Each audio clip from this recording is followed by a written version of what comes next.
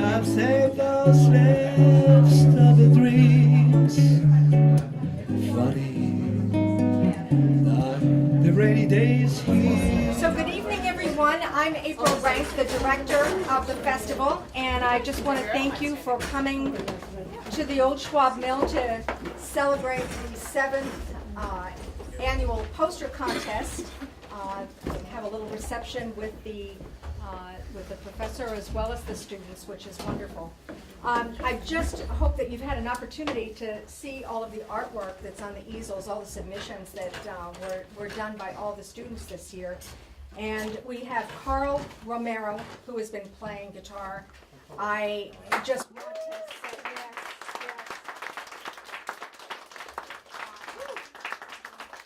Carl is originally from Chile, and he came to the U.S. in 1979, was studying at the Guitar Institute in San Francisco, and has played with some of the greats, the Latino greats here in the States. So I have been hearing him play for a number of years, but this is the first opportunity I've ever had to have him play with us, for us. So thank you, Carl. Thank you very, very much.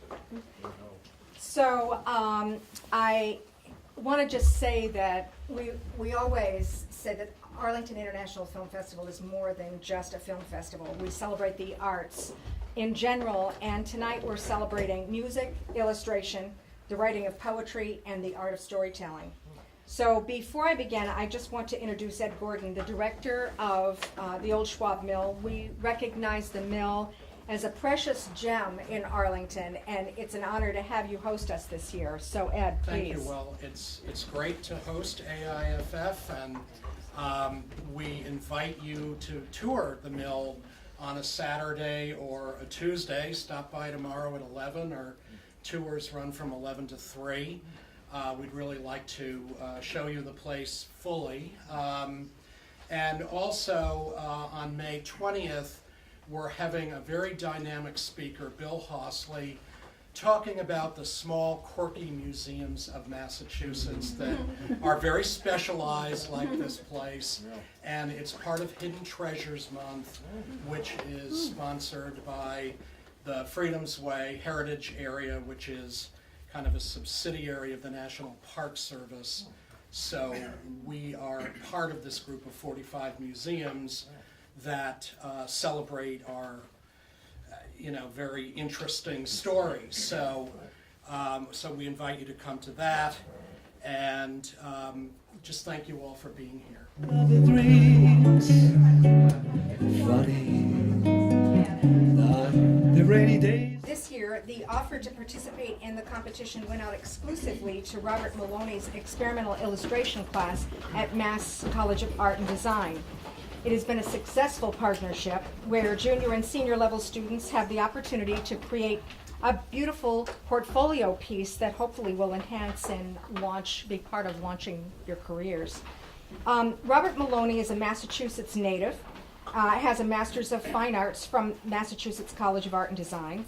His recent work focuses on the connections between the temporary materials of our man-made urban structures and how these fragile forms relate to the erosion of memory. His work has been featured in Creative Quarterly magazine, Cloth Paper, Scissors magazine, The Pulse of Mixed Media, Art Revolution, and Artscope magazine. His work is held in the collection of Wellington Management, Liberty Mutual, and private collections, and his exhibitions, commissions, and publications are numerous. Please give a warm round of applause to Professor Robert Maloney. I have been teaching at Mass for about 10 years, and this class is one that, so it's an experimental mixed media class that it was the very first class I taught, and I've been continuing to teach it, and they keep throwing more classes at me over the years. But so for me, the class is exciting, but also a challenge because the students it's an illustration class. So the students are often in times going through the program being advised to really hone their craft and draw very carefully, and my job is to shake that up a little bit. So so it's a challenging class for me because of that.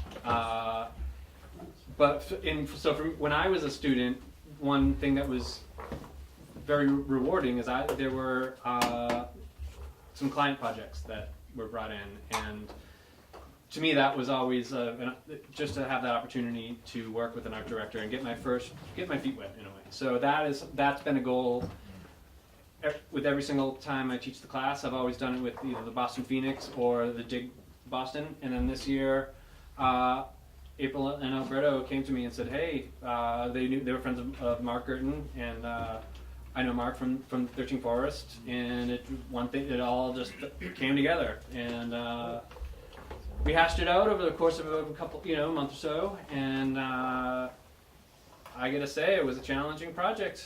To think about it, it's like you have to create the face of something that is not. It's not one film. There's not a specific narrative. It's if anything, it's international. It's the face of all kinds of films. So I was trying to wrap my head around how I would approach it, and I don't know if I would have done any better. And honestly, usually when I've done client projects, I'm like, I think that might be the winner. I have a pretty good idea who might be having their piece published. And this time I was like, I had no idea. It could be this one, it could be that one. There were so many really good ones, and my class made me very proud. So Bob, question, as the students were working out their illustration, did they come to you and ask you about technique or form or what you thought? Did you give them advice along the way? Well, you and Alberto came for the crit, or to pitch the project. Mm-hmm. So there were some parameters. So basically, it's an experimental mixed media class. So you have to be doing something out of the ordinary that you would not normally do in a standard illustration class. So that was so you came in mid-semester, mm-hmm. And at that point, I'm starting to pull back on specific things and say, well, how can you be experimental? What are the things that you can, how can you incorporate the things that you've been working on each week? Because I bring in a different technique every week, and at that point, I start to pull back and say, how can you now continue to experiment? So there were a few crits that the assignment actually happened over spring break, right? So it was a little bit of a challenge to juggle. Like some students were traveling. Did anyone have any questions about the project that you might want to ask Bob while he's here? I'll have one. Okay. Yep. I'm curious what software was used along the way. Well, so my goal with the class is to do as much hands-on, tactile experimentation. So building and scraping, and so basically doing something to a surface to transform it. So those were my guidelines. So no software was. Yeah. So there were a few. Some students photographed their pieces and had to light them and kind of Frankenstein an image together based on a few photographs. So there was a little bit of photoshopping to tweak, and there was I think Josh you did some 3D modeling and then printed out and then transferred it onto a texture surface. Yep. I'm trying to think. So there was a little bit of digital, but it still had that sort of tactile quality to it. So a lot of it was constructed. I mean, yeah. Collage Yep. and cut paper. Very, very much so. Yeah. Cool. Hi, right in the back. Yeah, how useful is it or not in a class or a project like this to see what other kinds of work has been done either in posters or even in film festival posters, because it's not unheard, film festivals happen all the time, they all need posters. So is it worth looking at that before you start, or is it better not to look at anything before you start? It's incredibly useful because you need inspiration from something before you can make an image. It doesn't matter. It could be like looking at something for 1 second, but at least for me, that helps a lot to look at something before you start sketching.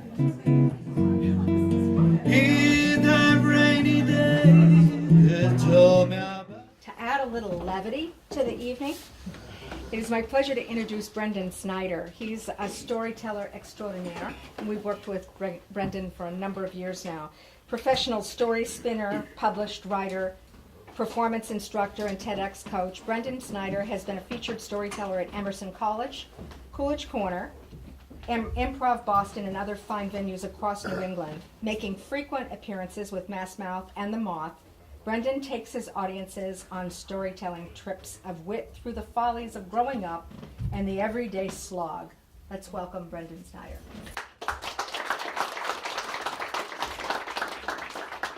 Hi. How are you guys tonight? Good. Cool.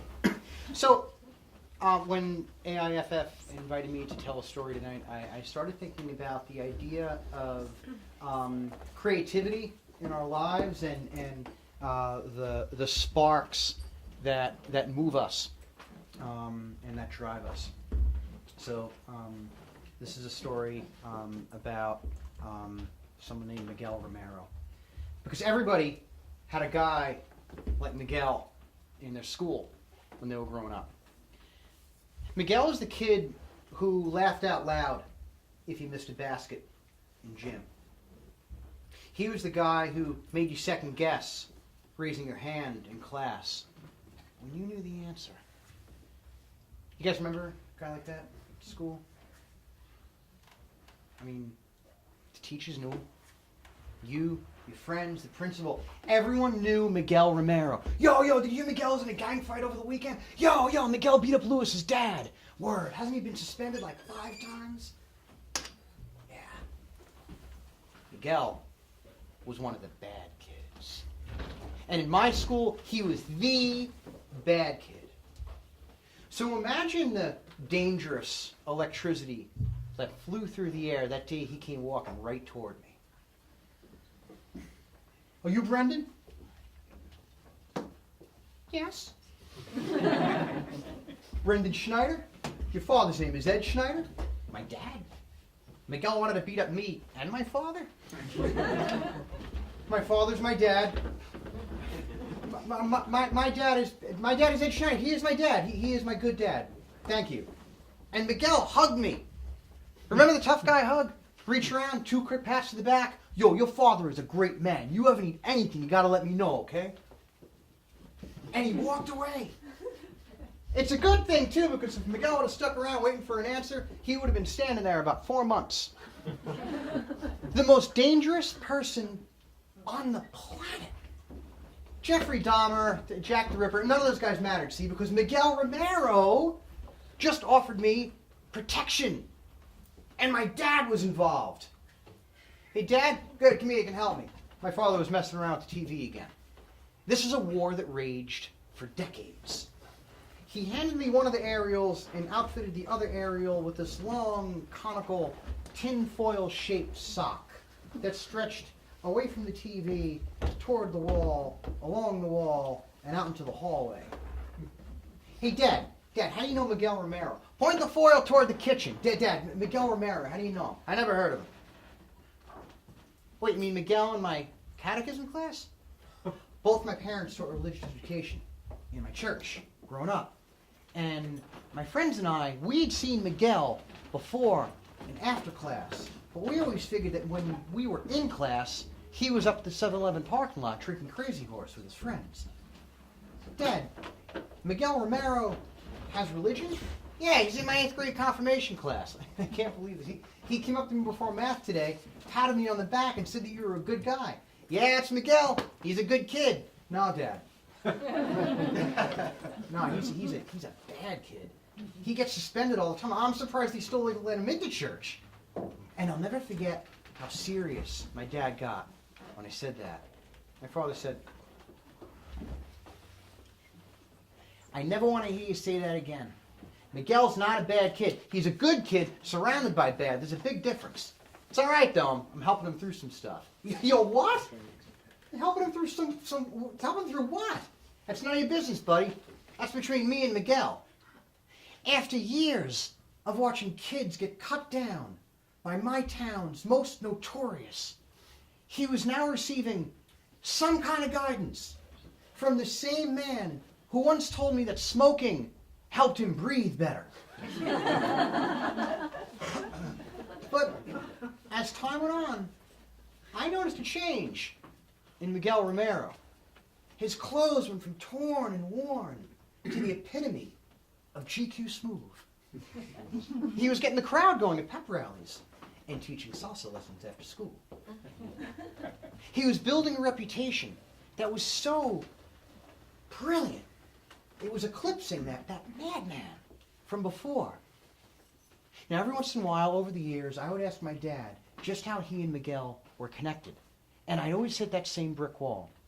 He'd ask me how Miguel was doing, I'd tell him, he'd smile, say, good kid, and that would be the end of the conversation. So now fast forward to about, I don't know, like 5, 6 years ago. And I'm cleaning out my closet. And I come across my old high school yearbook.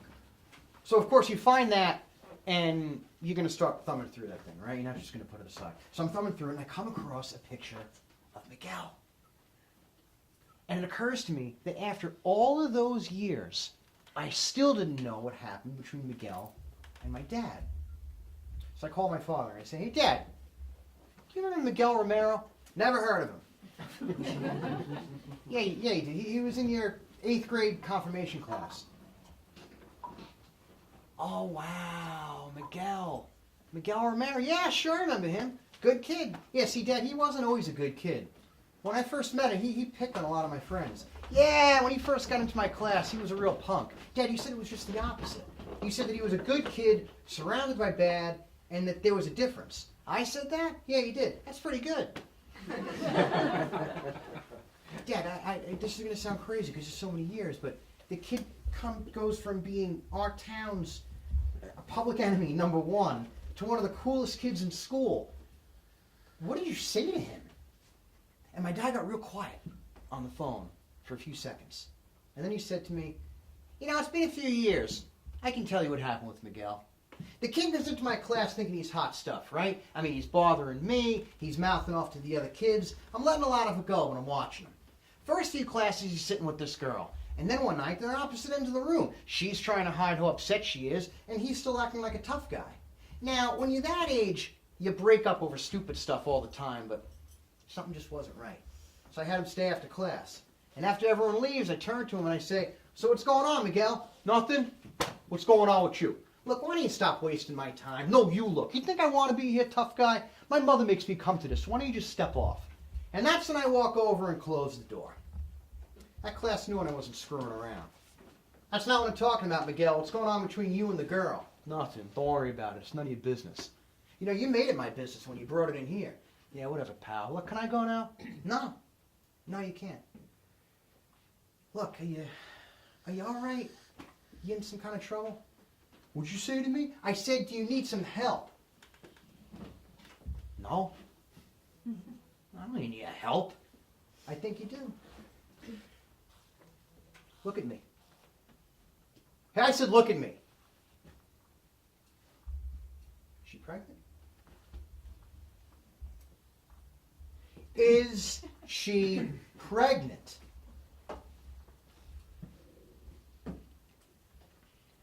Yeah. What? Yes. Yeah, she's pregnant. Is it yours?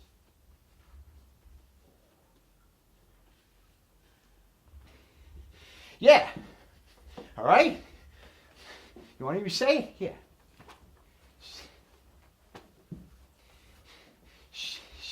She's gonna have a little baby. You know what? My father's gonna kill me. She said she's gonna tell him. I swear to God, he's gonna kill me. You know where she lives? Yeah. Your father home? Nah, he don't live with us. All right. Get your coat. No way. Come on, be a man.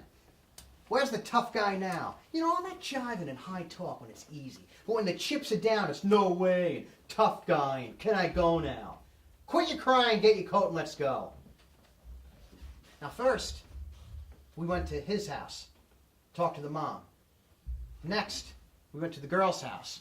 Talked to her parents. Now, it was dicey for a little while. But both families worked it out. She had the kid, and the church helped get the kid adopted.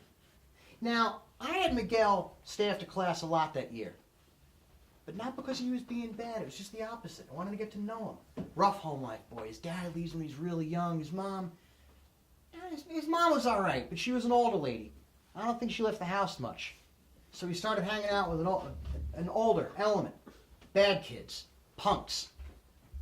So I'm not surprised he was a bully for a little while there. And now it was my turn to be quiet on the phone. I mean, this was my dad, right? This is the same guy who used to tell me to eat my greens. This is the same man who, when I was 5 years old and I asked him what sex was, he said to me, I don't know.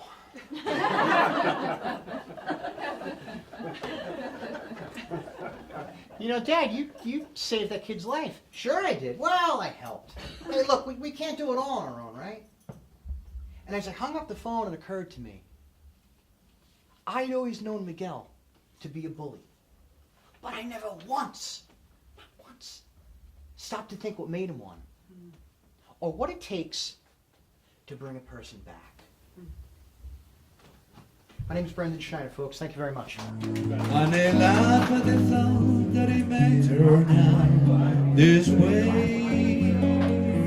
Alberto Guzman, journalist and retired teacher, had a vision of founding a film festival that has become known as the Arlington International Film Festival, with a mission to foster appreciation for different cultures by exploring the lives of people around the globe through independent film, as well as to nurture the next generation of filmmakers. Now in its 7th year, AIFF continues to expand its footprint, engaging and involving students, teachers, administrators, businesses, and government, not only in Arlington but the greater Boston area, and to filmmakers around the world. It is his belief that the arts have the ability to connect us, to connect and communicate across boundaries and touch our common humanity. It is my pleasure to introduce the founder of AIFF, Alberto Guzman.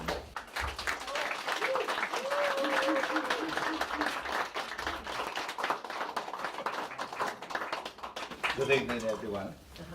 Thank you for being here to celebrate the 7th Annual Poster Contest Award.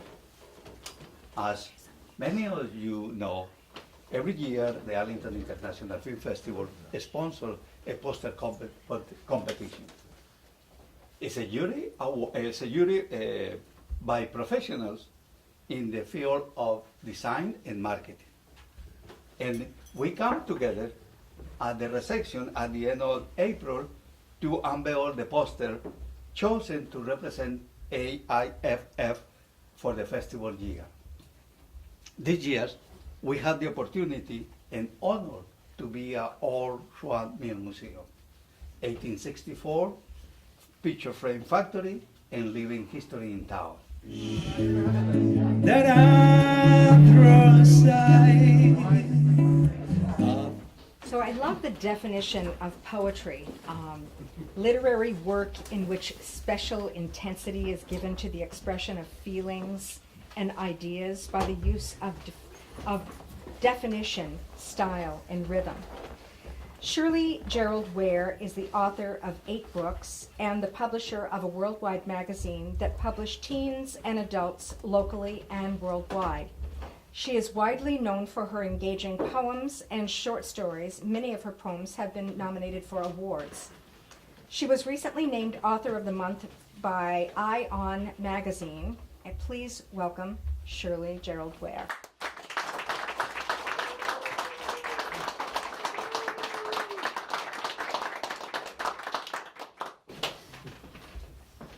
Sometimes when I'm reading from my books, people often ask me, why do you write? Or my family asks me, why do I write? Well, I decided to do a poem to tell them why I write. I write for my ancestors, that message go untold.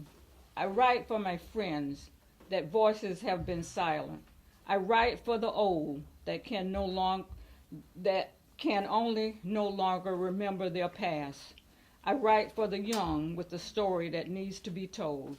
I will keep on writing until my memory fades and my eyes are blinded and I can no longer hear the voices of my ancestors with a story to be told. The next one is, it's a time to say goodbye. It's time to say goodbye. I've done my best to prolong my departure, but knowing that I must find the courage to say goodbye. Use all the tools I have taught you. Never let others overshadow you. You are a person who possesses many talents. Use them widely and they will sustain you. You will no doubt come across many challenges. You have the tools to endure. I have taught you all that I have. It's now time to say goodbye. The next one is, my mom was an artist. With the stroke of her brush, she created 5 beautiful pictures. She worked daily to make her work better, like most artists do. After years of stroking them, she knew the time had come for her to unravel her creation for others to see. One by one, she displays her work until all 5 had been unleashed. My mom was an artist. Her work lives on in the faces of her 5 adult kids. And this is the last one. And the reason why I wrote this one is because I watched my mom suffer from Alzheimer's, and it was a terrible thing. And this is my way of fighting back. Why won't you let us be? Stop hanging around my family, waiting to claim your next victim. We are good people that did you no harm. We have no weapons to fight you. Can't you see that? You're destroying my family, people I care about deeply. But yet you show us no mercy. We are at a loss and ask ourselves why this deadly disease chose my family.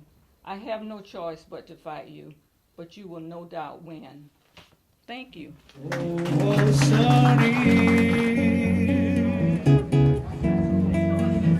funny. Thank you to all these artists that are sharing their craft with us tonight. It's really wonderful. So the poster contest entries are evaluated by an esteemed group of judges with expertise in composition, design, public relations, and marketing. Entries are evaluated based on visual appeal, content, and marketability, nationally and internationally. We are fortunate to have in our community the following judges that volunteer their time to the poster contest. They are David Ardito, K through 12 Director of Visual Art, Arlington Public School, visual artist, former member of the art education faculty at Mass College of Art and Design. Thank you, David. And Jennifer Chen Desaltes, illustrator, logo designer, and plein air artist. Thank you, Jen. Mark Gerton, owner of 13 Forest Gallery in East Arlington, a contemporary art and craft gallery. Thank you, Mark. And Nilo Mukhalafer, principal of NYM Design and a multidisciplinary graphic design studio specializing in print, web, and interactive media. Thank you, Nilo. And Rachel Sullivan, graphic designer, who has just recently joined us. Thank you, Rachel. We thank them all for their commitment to AIFF and the encouragement they give to young artists. Introducing the college students that participated in the contest, I would like to introduce you to Bailey Burgess, Tyler Betancourt, Ryan Carnacaro, I hope I didn't destroy the last name, okay, Josh Chase, Kyle Evans, Carla Mackey, Sarah Medeiros, Erin McCarthy, Michelle Nutter, I have V. Oliveira, Eric Sorensen, and Jack Turnbull. Let's give a warm round of applause for the artists.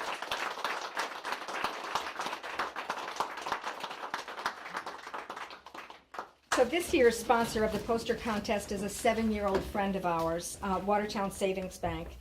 Established in 1870, a real neighborhood bank. And so we thank Watertown Savings Bank, who makes it possible for us to award the winner with a check for $500. So now to announce the winner of the contest and unveil the winning poster, Alberto. Okay, I do. So, do you want to stand on the other side and we will lift this? And so the winner is Josh Chase.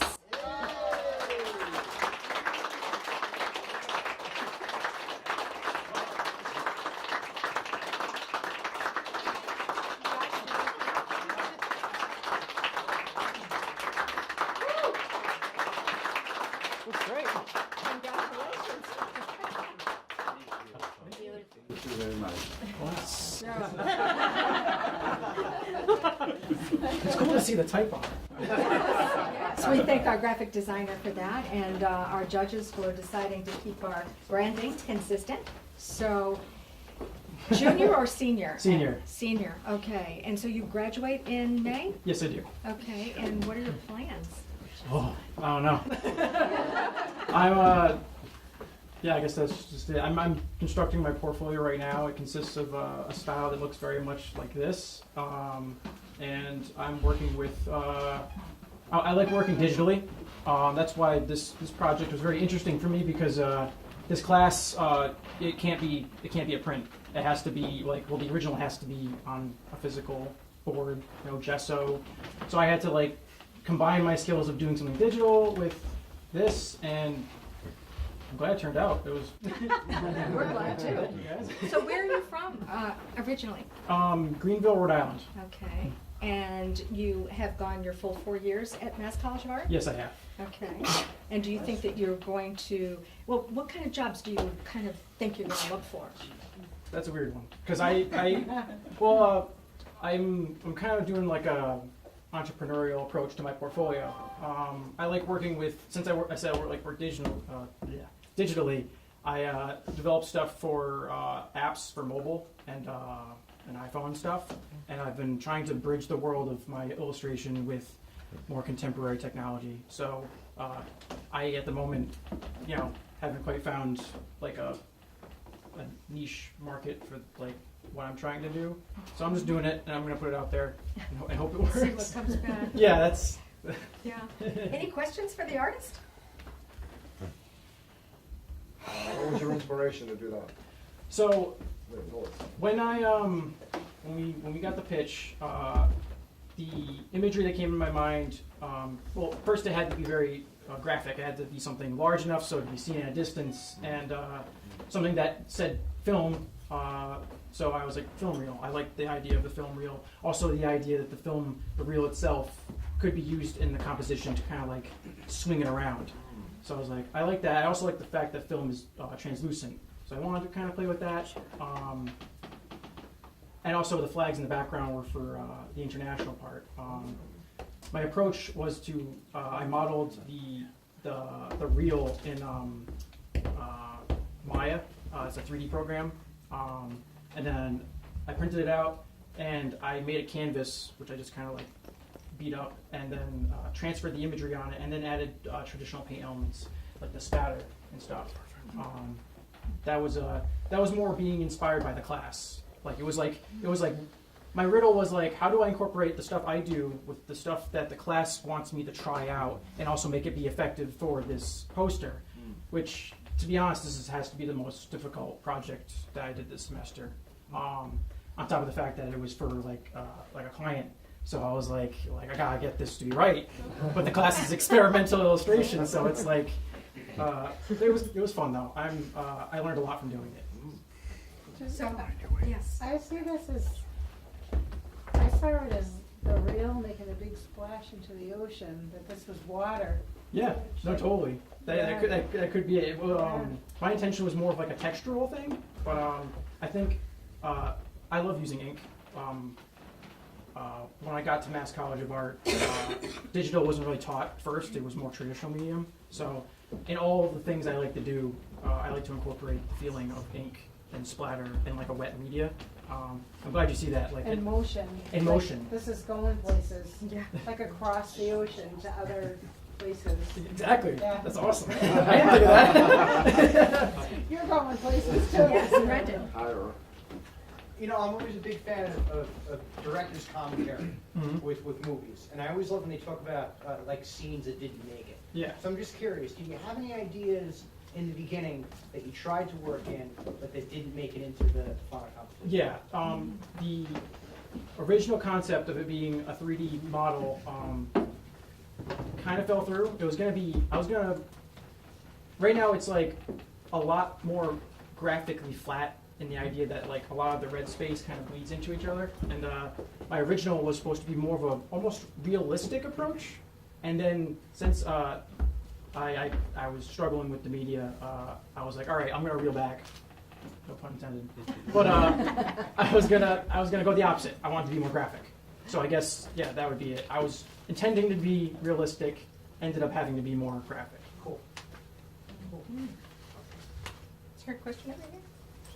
Yeah. Well, Can I just say, Yes. everyone's poster was amazing. Yes. I don't know how the judges even could decide on one, but Exactly. they were I'm all like- all Yes. really amazing. Yeah, well, it's true. It was very difficult because the judges all commented on the fact that the quality this year was amazing. And the work itself was just so creative and beautiful.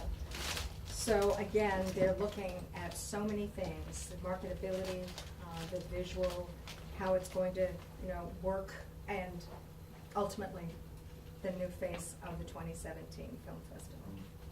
Josh, congratulations.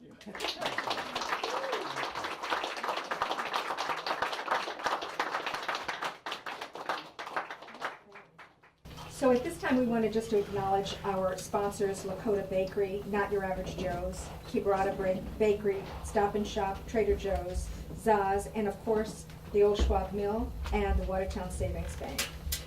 And to all of our artists, storytellers, poetry reading writers, and our artists, thank you so much for inspiring us and allowing us to have a world that's a little bit sweeter to live in. So thank you all. Thank you for coming. And this is the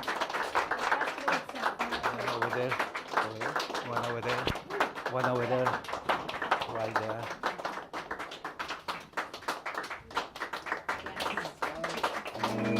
So where over the rainbow,